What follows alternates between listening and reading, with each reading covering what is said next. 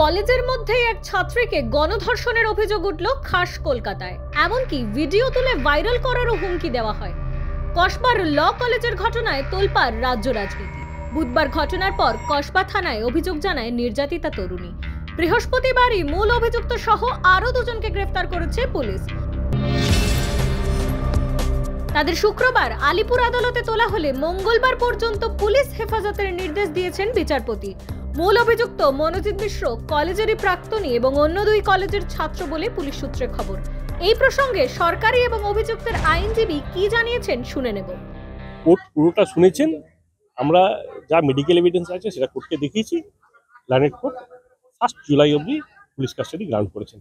Court রুমে আমাদের 3 জন আসামির মধ্যে কজন প্রোডাকশন হয়েছিল? 3 জনই প্রোডাকশন হয়েছিল। ফুল টার্ম পিসি চেয়েছিল। ওটা এফআইআর এ যেরকম অ্যালিগেশন সব দিক দিয়ে যেরকম ভাবে প্রচার করা হচ্ছে ওরকম কোনো ঘটনা নয়। ঘটনাটা একটা হচ্ছে এখানে একটা কলেজের ছাত্র রাজনীতিকে কেন্দ্রকে মানে ইয়ে করে ইস্যু খাড়া করে একটা অ্যালিগেশন দিয়েছে।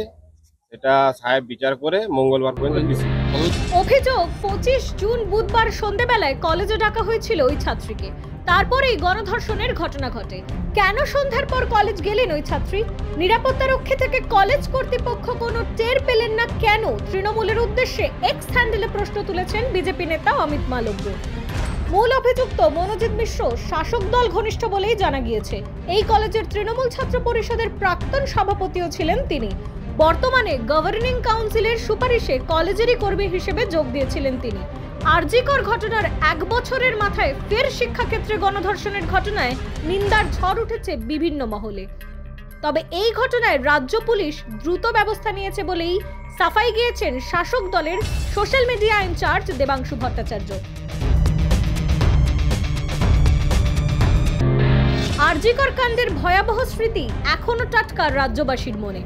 বছর ঘুরতে না ঘুরতেই ফের কলেজের মধ্যে এই ঘটনার রেশ যে বহুদূর গড়াবে এবং তা মোটেই সুখকর হবে না শাসক দলের কাছে, এমনটাই মনে করছেন রাজনৈতিক বিশ্লেষকরা। Bureau report, news poll Bangla.